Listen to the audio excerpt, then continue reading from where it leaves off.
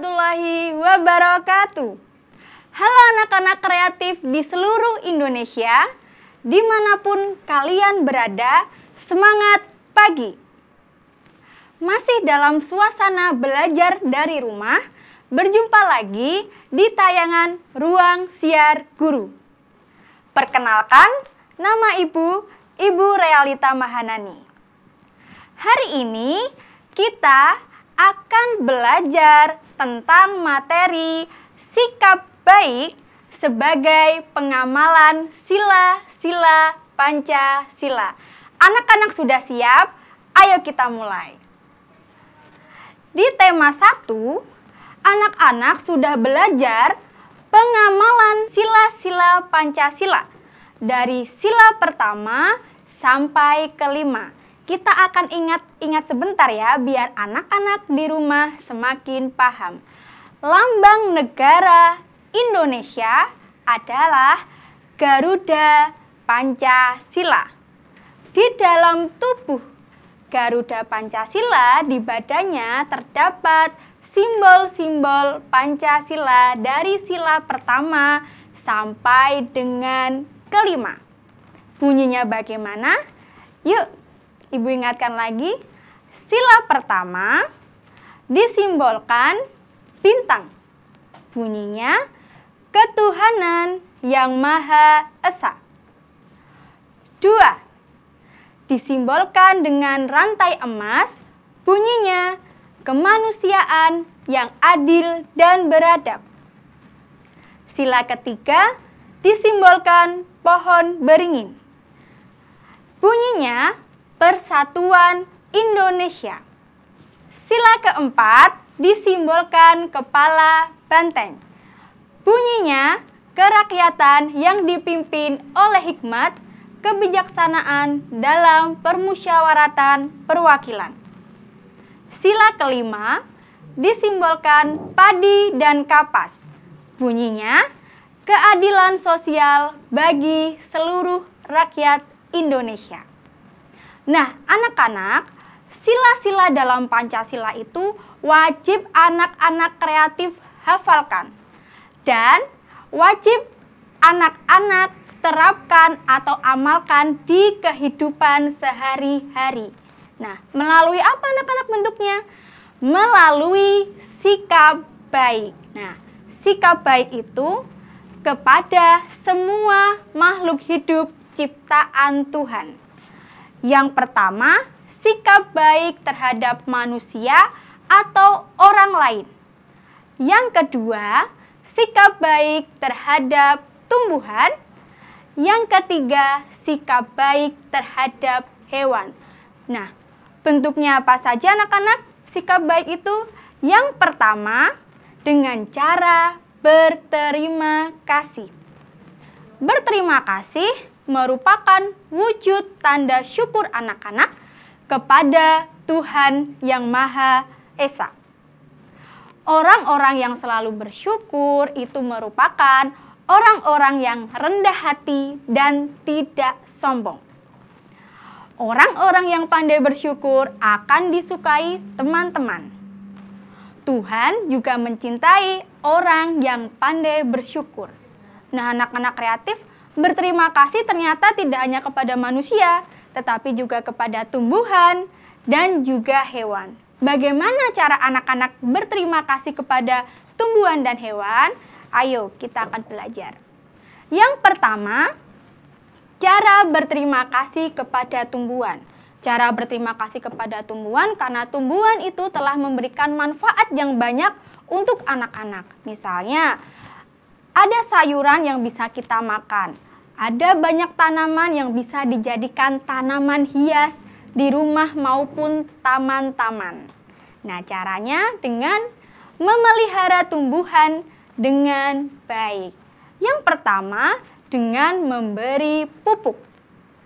Yang kedua, dengan menyiram dan meletakkan tumbuhan di tempat yang terkena sinar matahari yang cukup agar tumbuhan itu tidak layu dan mati. Yang ketiga, tidak memetik tanaman sembarangan, baik daunnya, akarnya maupun batangnya. Selanjutnya, cara berterima kasih kepada hewan. Nah, caranya adalah dengan anak-anak kreatif memelihara atau merawat hewan dengan baik. Yang pertama, memberi makan dan minum hewan agar hewan tersebut tidak mati kelaparan. Yang kedua, tidak menyiksa hewan. Kita dilarang menyiksa hewan. Yang ketiga, rajin membersihkan kandang. Dan yang keempat, membawa hewan sakit ke dokter hewan. Ini adalah hewan-hewan peliharaan. Selanjutnya, cara berterima kasih kepada manusia atau orang lain. Anak-anak sudah paham. Ketika anak-anak kreatif dibantu oleh orang lain, anak-anak harus mengucapkan terima kasih. Karena anak-anak kreatif sudah dibantu oleh orang lain. Selanjutnya, bentuk sikap baiknya adalah meminta maaf. Jadi ketika anak-anak kreatif tidak sengaja melakukan kesalahan terhadap orang lain, anak-anak harus meminta maaf. Itu hukumnya wajib. Dengan meminta maaf, perasaan anak-anak akan menjadi lega. Hubungan dengan orang lain, dengan teman, dengan orang tua, juga akan terjaga dengan baik. Kemudian, kita juga pasti akan disukai oleh orang lain, termasuk teman-teman kita. Nah, contohnya, Lani memecahkan pot bunga. Apa yang harus Lani lakukan, anak-anak? Nah, benar. Ketika Lani memecahkan pot bunga, yang dilakukan Lani adalah menghampiri ibu dan meminta maaf. Nah, itulah yang harus anak-anak kreatif lakukan di rumah. Selanjutnya, sikap baik bekerja sama. Nah, anak-anak, dengan bekerja sama, pekerjaan akan terasa ringan dan akan cepat selesai. Misalnya, yang pertama, Lani dan teman-teman memerankan dongeng bersama. Ini saat tugas kelompok di sekolah. Jadi mereka saling bekerja sama dalam memerankan dongeng.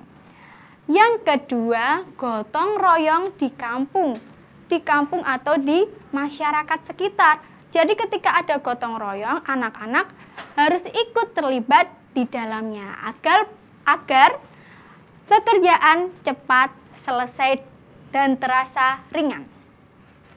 Yang ketiga, kerja bakti membersihkan sekolah ataupun kelas. Jadi ketika teman-temannya membersihkan kelas, anak-anak wajib untuk membantunya.